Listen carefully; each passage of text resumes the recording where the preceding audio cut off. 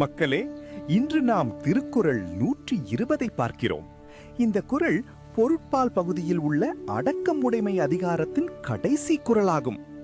கதங்காத்து கற்றடங்கள் ஆற்றுவான் செவ்வி, அறம் பார்க்கும் ஆற்றின் நுழைந்து. இந்த குறள் முழுமையான அடக்கத்துடன் வாழும் மனிதனின் உயர்வை மிகவும் ஆழமாக விளக்குகிறது. கதங்காத்தல் என்றால் கோபத்தை கட்டுப்படுத்துவது, கற்றடங்கள் என்றால் அறிவுடன் சேர்ந்து தன்னை அடக்கிக் கொள்ளுதல். திருவள்ளுவர் இங்கே என்ன சொல்கிறார் என்றால், கோபத்தை கட்டுப்படுத்தி அறிவுடன் தன்னை கட்டுப்படுத்தி கொண்டு வாழும் மனிதன் அறத்தின் பாதையில் உறுதியாக நிலை நிற்பான். அவன் வாழ்க்கை நேர்மையுடனும் நியாயத்துடனும் இருக்கும். அப்படிப்பட்ட மனிதன் எதையும் சிந்தித்து செய்வான். அவன் தவறான வழியில் செல்ல மாட்டான். நீங்கள் யோசித்து பாருங்கள், கோபம் வந்தபோது அதை அடக்கிக் கொள்ளும் மனிதன் எவ்வளவு வலிமையானவன். அது வெளிப்புற வலிமை அல்ல, அது உள்ளார்ந்த வலிமை. அறிவு இருந்தும் அடக்கம் இல்லை என்றால் அது பயனற்றது.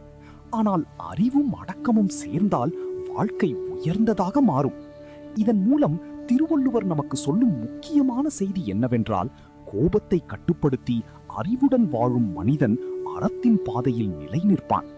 ஆகையால் நாமும் நம் வாழ்க்கையில் கோபத்தை அடக்கி சிந்தித்து கட்டுப்பாட்டுடன் வாழ முயற்சி செய்ய வேண்டும். கதங்காத்து கற்றடங்கள் ஆற்றுவான் செவ்வி, அறம் பார்க்கும் ஆற்றின் நுழைந்து. அடுத்த அதிகாரத்தில் மீண்டும் சந்திப்போம். நன்றி.